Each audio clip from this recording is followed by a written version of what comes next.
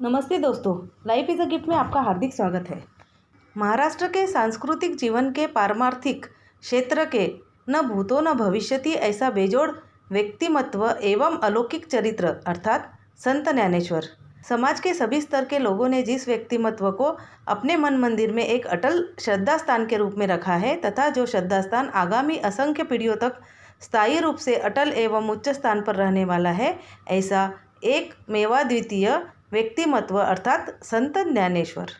ब्रह्म साम्राज्य चक्रवर्ती मति गुंठित करने वाली अलौकिक काव्य प्रतिभा संपन्न रस सिद्ध महाकवि महान तत्वज्ञ श्रेष्ठ संत सकल विश्व के कल्याण की चिंता करने वाला भूत दयावादी परमेश्वर भक्त पूर्ण ज्ञान का मूर्तिमंत प्रतीक श्री विट्ठल का प्राण सखा, ऐसे शब्दों में उनका वर्णन किया जाता है। परंतु ऐसा लगता है कि उनका परिपूर्ण वर्णन करने के लिए शब्द संग्रह भी अपूर्ण है।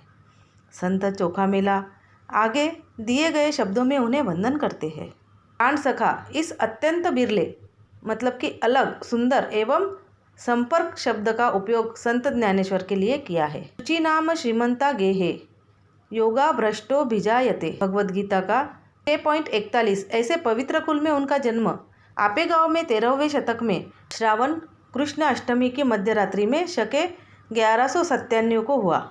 उनके पिता का नाम विट्ठल पंत कुलकर्णी एवं माता का नाम रुक्मिणीबाई था। गोविंद पंत तथा मीराबाई उनके दादा दादी थे।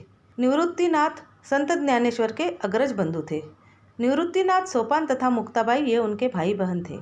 इनका जन्म क्रमशः शके 1195, 1199 एवं 1201 में हुआ।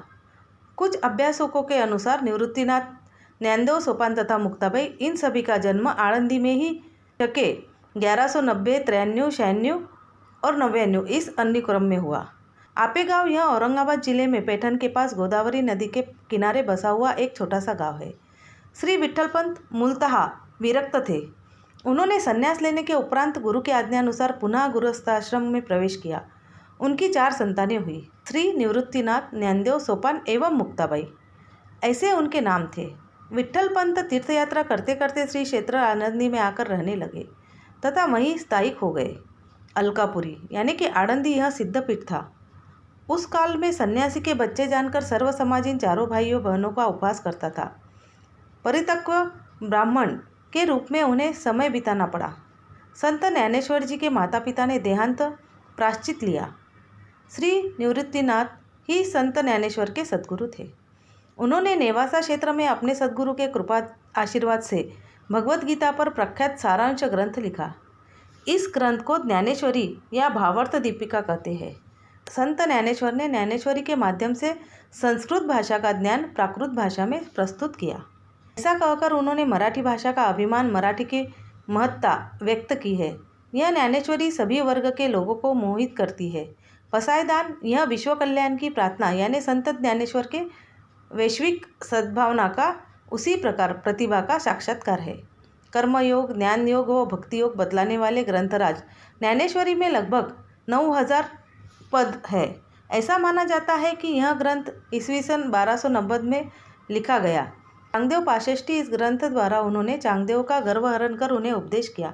ऐसा माना जाता है कि महान योगी चांगदेव 1400 वर्ष जीवित थे, फिर भी उनका अहंकार समाप्त नहीं हुआ था। इसलिए संत ज्ञानेश्वर ने उपदेशात्मक लिखा हुआ 65 दोहों का ग्रंथ अर्थात चांगदेव पाशेष्ठी यह ग्रंथ है। इसमें अद्वैत का अप्रतिम दर्शन है। संत ज्ञानेश्वर का हरिपाठ यह नाम पाठ है। इसमें हरिनाम का महत्व बताया है। ज्ञानदेव के साथ ही उनके सभी भाई बहनों पर तत्कालीन समाज ने प्रचंड अन्याय किया, परंतु उस अन्याय की छोटी सी प्रतिक्रिया भी उनके साहित्य में दिखाई नहीं देती। यह विशेष है। ज्ञानदेव अर्थात मराठी माता का हृदय, अखिल विश्व की चिंता करने वाले संत ज्ञानेश्वरी को वारकरी संप्रदाय सहित सभी भक्त प्रेम से माऊली कहते हैं। उन्होंने धर्म के कलिष्ठ आडंबर हटाकर धर्म को कर्तव्य का अलग अर्थ दिया।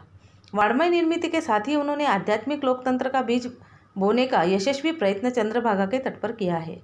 बौद्ध धर्म की तथा वारकरी संप्रदाय की नींव रखने का अभूतपूर्व कार्य उन्होंने किया।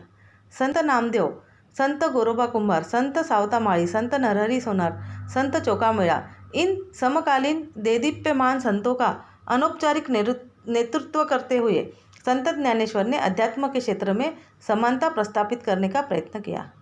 अर्थात संतवर्य ज्ञानदेव जी ने 21वें वर्ष की अल्प आयु में ही आळंदी में इंद्रायणी नदी के पावन तीर पर संजीवनी समाधि ले ली।